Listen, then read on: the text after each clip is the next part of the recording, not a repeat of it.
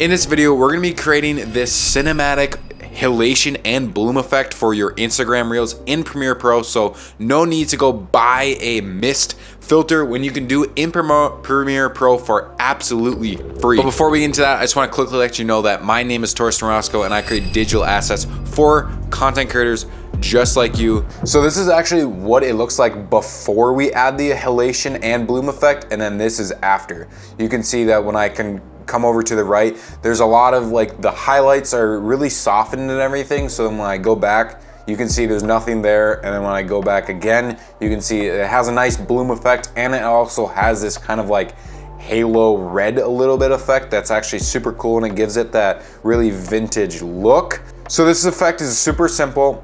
I want to first create that halo kind of red effect.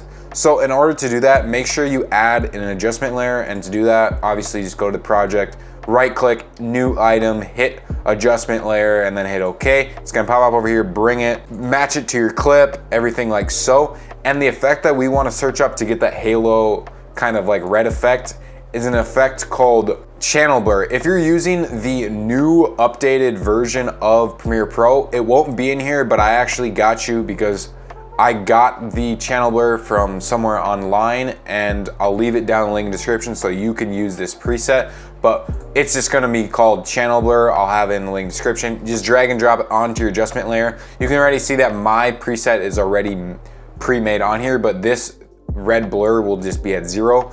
And all you have to do is come over to it.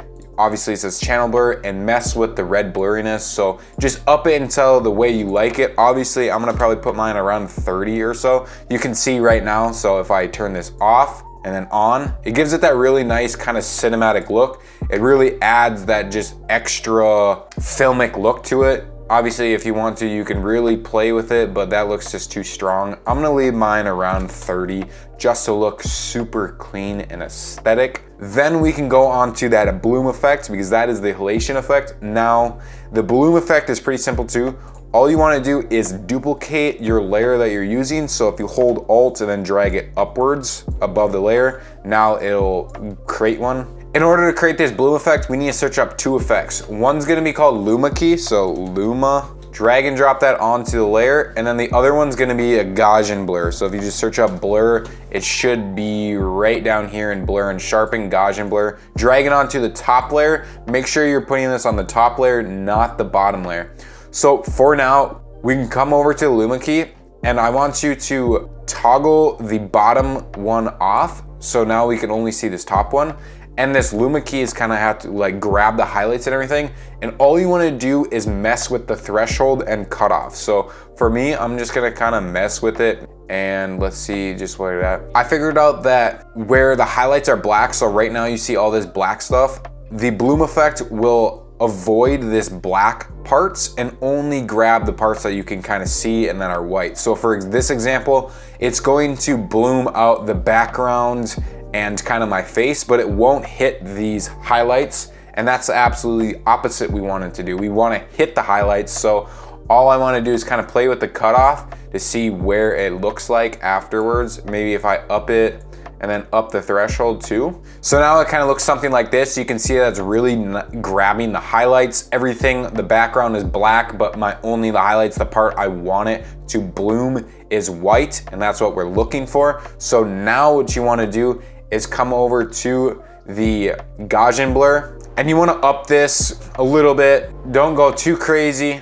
And what I like to do is obviously untoggle that back down, so then when we look at it right now, you can kind of see it does a really nice bloom kind of effect that looks absolutely really nice. Let's just like see what this one looks like, and then my other one.